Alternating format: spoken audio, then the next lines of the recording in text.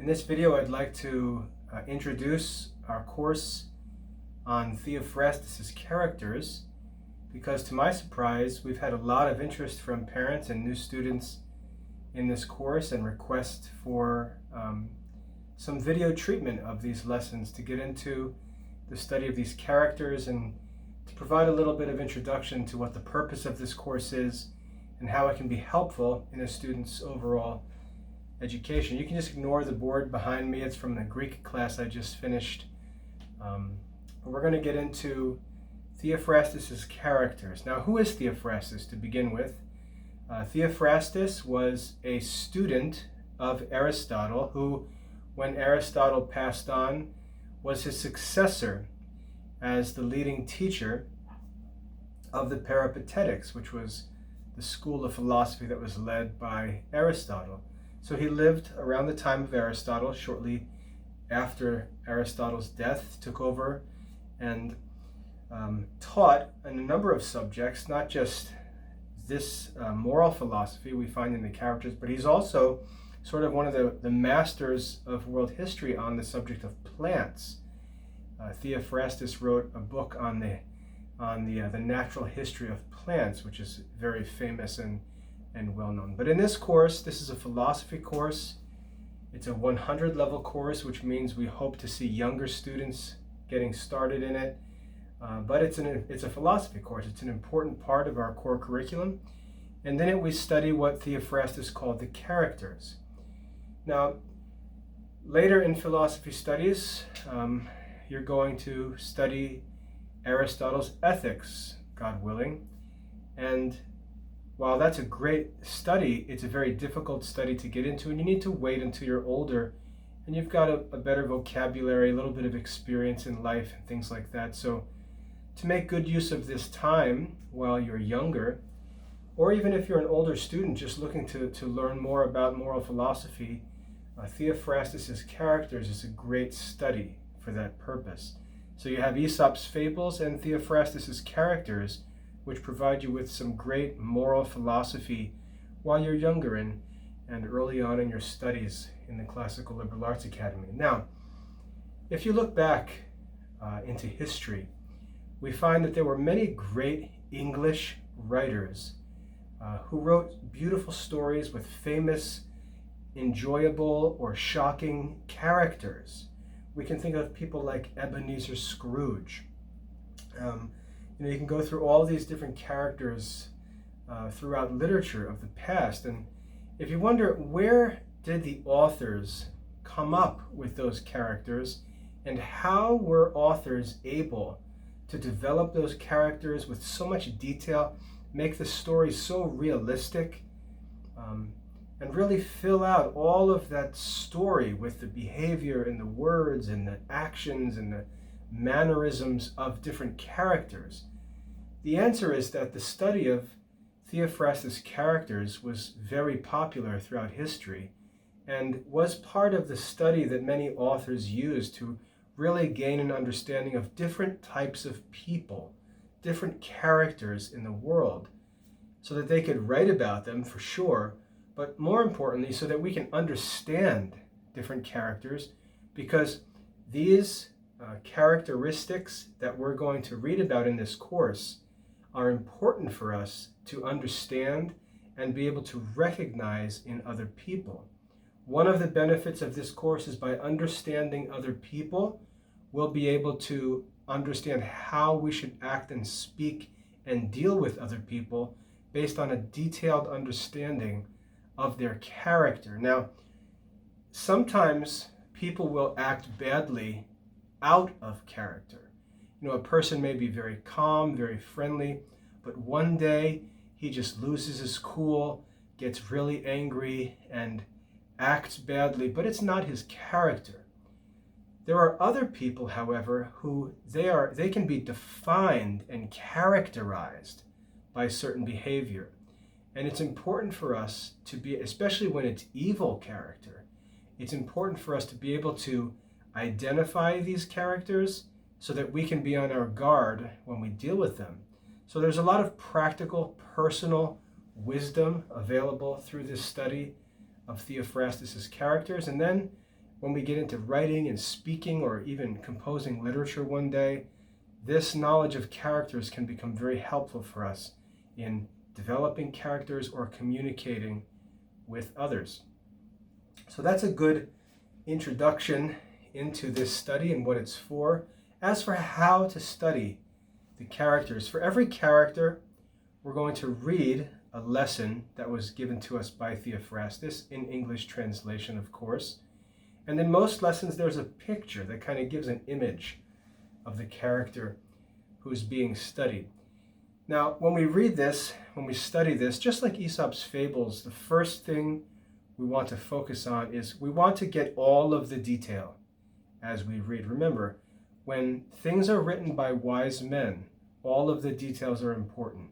They don't add anything that's not necessary, and they don't leave out anything that is necessary. So we want to read the lesson on each character, and we want to read it carefully and study it so that we see and can remember every detail of the description that Theophrastus provides, because all of these details are important.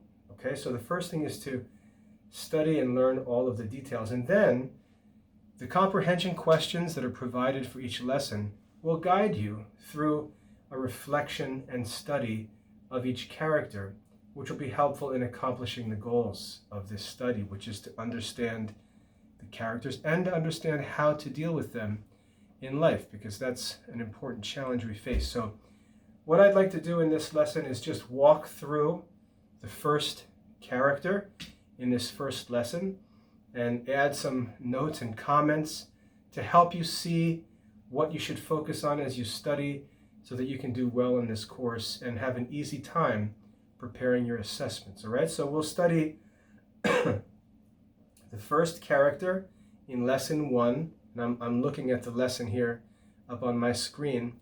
Lesson 1, which is the Dissembler. Okay, the Dissembler. And here begins Theophrastus's treatment of the Dissembler. Every word and every action of the Dissembler is an artifice by which he labors to conceal some evil intention. Every word, every action of the Dissembler is an artifice, is some kind of production or work that he thinks about and carefully carries out. Every word, every action of the Dissembler is an artifice by which he labors to conceal some evil intention. Okay? A man of this sort approaches his enemy with professions of friendship. He flatters those against whom he is secretly plotting mischief, and he condoles, that is, he shares in the suffering with them in the day of their calamity. To one who has defamed him, he proffers his forgiveness. He receives contumely with patience, or he soothes with blandishments those who resent the injuries they have sustained from his villainy. So we have a description of the behavior, and it sounds like it's talking about some pretty nice things that he does. And he flatters people. He approaches his enemy and offers friendship. He suffers with people, with his enemies. He shares in their sufferings in their day of calamity when they have trouble. He offers forgiveness to those who defame or discredit him with others. Okay, so he seems like he's doing nice things, but we have to remember the first sentence. Every word and every action of the Dissembler is an artifice by which he labors to conceal some evil intention. So his intentions in his heart, he's planning evil things. And all of his outward activity, his words and his actions, they're all planned to conceal that evil intention that he's quietly working on behind the scenes. He's a dissembler. Everything that he does is concealing something that's secret. Scroll down here. The dissembler, from mere habit, will evade any direct application that may be made to him. "Call on me tomorrow," says he, to one who seeks to converse with him on business that admits of no delay. To elude inquiry, he will pretend that he has but just returned from a journey, that he came home only last evening, or that he's too ill to attend to business. He never acknowledges that he has actually commenced an undertaking, but professes to still be deliberating on the affair. He tells those who would borrow money of him, or who demand the sum that he has subscribed to a contribution, that he has not taken a sixpence of late. But when trade is dull, he boasts of his dealings. He feigns not to have attended to what he has heard. He professes not to have observed what passed before his eyes, and he takes care to forget his promises. He is fertile in evasions. Now he purposes to take an affair into consideration. Now he knows nothing of the business. He is amazed at what is told him, or it accords exactly with his own opinion. He makes himself remarkable by his frequent use of certain phrases, such as, "I am fain to doubt it," "I don't take your meaning," "I'm vastly surprised." Or, if it suits his purpose, he will say, "I'm not the man you take me for. No such thing has been said to me before. What you say is incredible. Prithee, find someone else to whom you may tell this tale. Truly, I know not whether to think you or him the impostor." So we have this whole list of activities, and what you see is he's a person who is always trying to appear good to others. He's always trying to look like he's doing good and seeking the welfare of others, but it's because he's always secretly concealing some evil intention. And so, because he's concealing evil intentions, he has to be careful. He has to be careful that he doesn't get caught. So that's why we read things like, he will not respond when asked to help someone, because that requires sacrifice. He'd have to sacrifice his own plans. And you can tell that his good intentions are not sincere, because any time that his good intention requires a sacrifice from him, he'll shrink back from it. And you'll see that for all of the nice things he says and all the good he promises and all the good wishes he talks about, when the time comes to actually sacrifice for someone, he'll pull out of it, okay? Because he's not going to pay a price. All of his goodwill is an act. He's faking all the goodwill while he's secretly working on some bad plan under the surface. So he can be caught when the time comes for him to actually do what everyone thinks he would be happy to do, because he always is saying how he's eager to help and do good and wishing people well and hoping to see people succeed. And so people will approach him expecting to see this goodwill come into action, and all of a sudden he pulls out of it. So there are signs that something is not true here. He's always skipping out of conversations or inquiries or discussions because he always has something that he's hiding. He doesn't like to freely talk, or you can't ask him questions about what he's doing or what he did or what he's been working on, because all of those things are secret, because he's actually doing evil things in private and then pretending, dissembling, to appear to be a friend to people in sight or in public.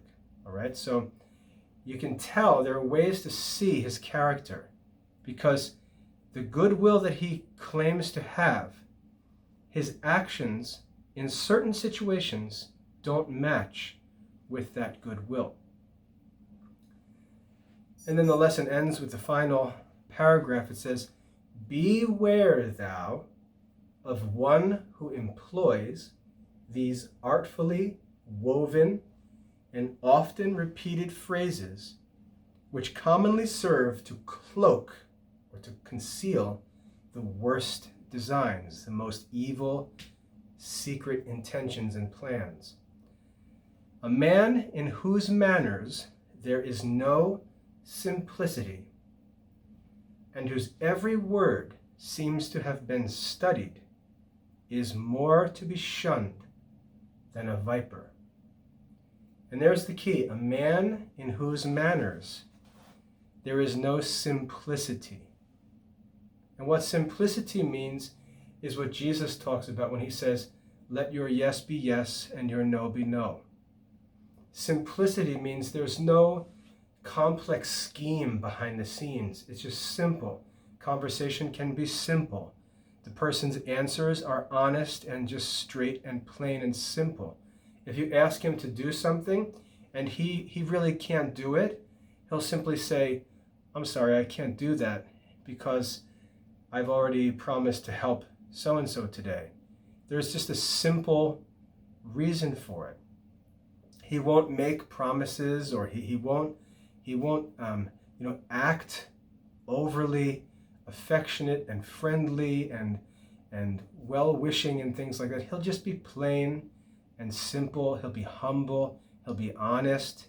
He'll acknowledge his dependence on God's providence, that he can't make plans to do things because he doesn't know what God wills or if he'll be able to do that. He speaks very plainly and simply, humbly, whereas the dissembler is just always overflowing with good wishes and promises and plans and intentions and all these things that seem so wonderful.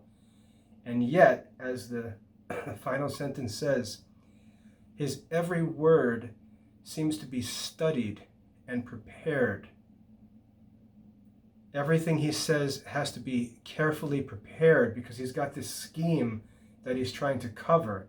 And he can't just enter into a simple, free, open conversation. He's got to be able to carefully prepare every word that he says. He's got to control the topics of discussion because he can't let people dig. He can't let people into the secrets. And so he's very difficult to talk to. And there's this disagreement between the way that he tries to pretend he's friendly and generous and open and kind and good wishing, and the way that he communicates. There's something that's not right about it. He seems awkward whenever he's talked to without a script, where he can't prepare what he's going to say because he's afraid that something's going to be revealed. So there are signs to look for. This is the dissembler. And remember, it's not just saying watch out for a person who flatters you or watch out for a person who says nice things. It's saying there is a kind of person who will appear to be very friendly and kind, going out of his way to appear generous and good. But there are signs of this person that allow us to see that he's a dissembler. He doesn't sacrifice as a generous, kind man would. He's not simple and straightforward in his conversation. He has to be careful that he's able to prepare all of his answers and control conversations so that there's no questioning of things that he's trying to cover up. And it's these little signs that we're to watch out for when we deal with a person who appears to be friendly, but whose actions at times don't seem to agree with the actions of a truly charitable and good man. So to repeat that last paragraph, beware of one who employs these artfully woven and often repeated or studied and prepared phrases, which commonly serve to cloak or conceal the worst designs. A man in whose manners there is no simplicity, and whose every word seems to have been studied and prepared beforehand, is more to be shunned than a viper, because the dissembler is dangerous. Okay? Now, as you go to the comprehension questions, you're going to be asked to give an example of some behavior that characterizes the dissembler. And you have to make sure you really understand clearly what his character is like. As I said before, he's not just somebody who flatters. He's not just somebody who's nice. He's not just somebody who doesn't keep his promises. Those are all parts of his character, but there's something that really explains the essence of what the dissembler is. And I'll give you the answer for this character.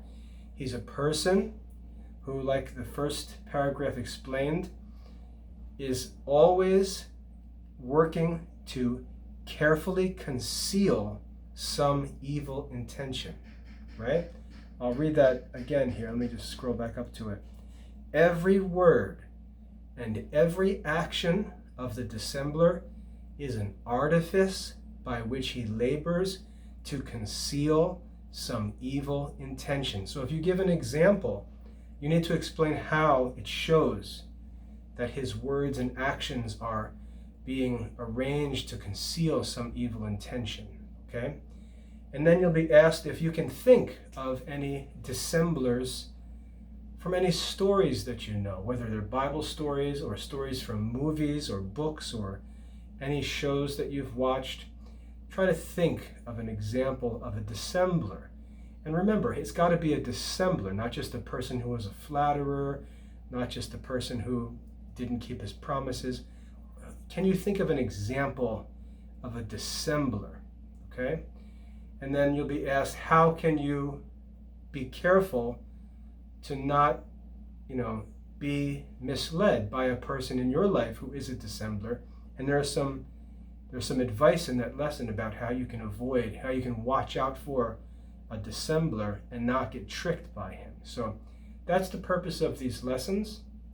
And now imagine, if you wanted to write a story about a person who is a dissembler, you'd have a really clear idea of what that person's like, how he acts, how he spends his time, maybe how he dresses, how he talks, how he walks, what kind of people he spends time with, and so on. You could really develop a clear character based on this lesson on the dissembler. That's one of the goals of these studies. But most importantly, you should think about whether or not you act like a dissembler, and be sure that you examine your own conscience and don't allow yourself to develop this kind of a character. Don't act like a dissembler. Don't walk around with, nasty thoughts in your own heart and mind and fake it with other people and treat people like they're just objects that you're going to use and trick to get what you want. Don't be a dissembler. That's the ultimate goal of this study, is that you can be a good person and not be characterized by these bad habits that we're going to study about in this lesson. Okay, so that's an introduction to the study of Theophrastus Characters. I hope that's helpful to get you started. These are enjoyable lessons. Usually the kids enjoy them.